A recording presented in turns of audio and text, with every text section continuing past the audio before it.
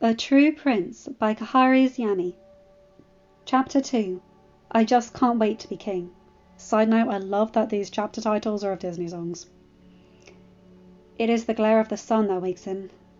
Rolling over in his soft bed, Aladdin thinks to himself, "Wow, must have been a great haul yesterday if I'm letting myself sleep in. I've never slept after the sun rises except when I managed to get enough food to last several days." His brows furrowed. Wait, why is my bed so soft? I feel like I'm on a cloud, not a sack of hay. Groaning, he lifts his head slightly, but not wanting to leave the heavenly bed he's in, but determined to solve the mystery. When his eyes open, he squints to block out the sunlight, then stares in shock. What the hell? Where am I? The tap-tap-tap of quickly approaching feet draws his attention. He turns to watch a short boy hurry over to him, relief on his face. Al! Thank God you're okay! We were all so worried! At the blank look the boy received from Aladdin, his eyes widened in understanding. Oh, Al, I know you're confused, but it's me, Abu! I don't know how, but I swear it's me! Abu? I don't... What? You're human? But how are you Abu? I don't know for sure, but I've been thinking about it, and I'm almost positive it has something to do with that genie. And let me tell you, I might have been smart for a monkey, but as a human I am so smart. I can't even believe... Aladdin let his best friend continue to talk about the differences between being a monkey and being human. Not much. To be honest, the two are really similar. See? As he remembers the day before, trying to think back to the moment things changed. Genie, I wish for you to make me a prince. All right, here we go. So this is all because of my wish? What did Genie do? I have to ask him. But where... The lamp! Aladdin lunges out of the bed, startling Abu with his sudden movement, grabbing the lamp that he vaguely remembers having set on the bedside table yesterday. He lands on his side on the floor, and his body protests the sudden movements. He rubs the side and coughs as the lamp erupts into smoke.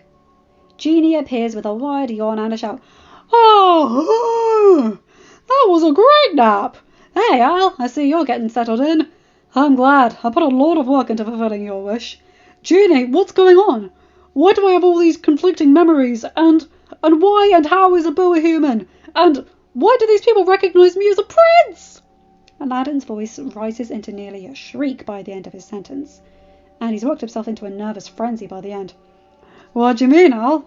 I made you a prince, like you wished. I almost just stuck you into a prince's clothes and gave you a bunch of wealth. But there's more to being a prince than clothing and money. I should know. Doing any less than my best work would be lazy of me, and would bring me shame. So I made you a true prince. Aladdin feels dread begin to churn in his stomach. He doesn't know how to be a prince. He doesn't know how to be the ruler of a kingdom. He just had a crush on a girl he met once and was supremely out of his league. He hadn't meant to completely change the entire universe. Before he could say any of this, however, Genie speaks. His voice is oddly stern, and it doesn't really fit the jolly blue being. You were a street rat, Al, but now you're not. I've given you a real great opportunity. I'd take advantage of it. As Genie says this, he realizes something. Digging into his memories, he can remember lessons on how to be a prince, on what a prince does, how a prince serves his country. Everything. He is in no way ready to be king and truly lead his new home. He had slacked off in lessons, still trying to get used to his new circumstances. But he won't be floundering. Not in this. And something he remembers from his past true life.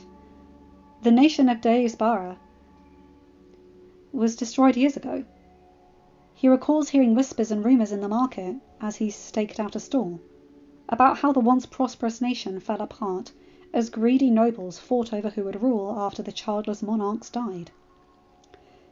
In this world, they weren't childless. They had me. And he remembers how all the refugees from Deusbara How so many of those fellow straight rats he remembers were survivors of the fall of that country. He is still unsure and skeptical and scared of this new reality. He does not feel confident in his ability to lead this large nation. But the soft, compassionate part of him that he's tried to stomp down and hide away for years is whispering in his head, "Those people won't ever have to know the pain of starvation, the fear of death, and being caught stealing. Because I'm here.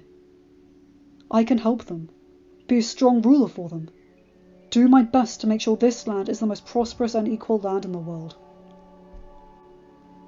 He takes a deep breath and turns his attention back to Genie and Abu. They are staring at him, both of them seeming concerned. He straightens as best as he can from his position sprawled on the floor, and adopts his most serious and regal expression. It's not very impressive, to be honest, but he's trying. He doesn't really know what's going on, but he does know this.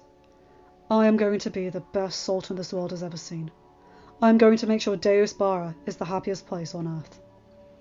This, he thinks to himself as he recalls his grand declaration, might be harder than I thought it would be.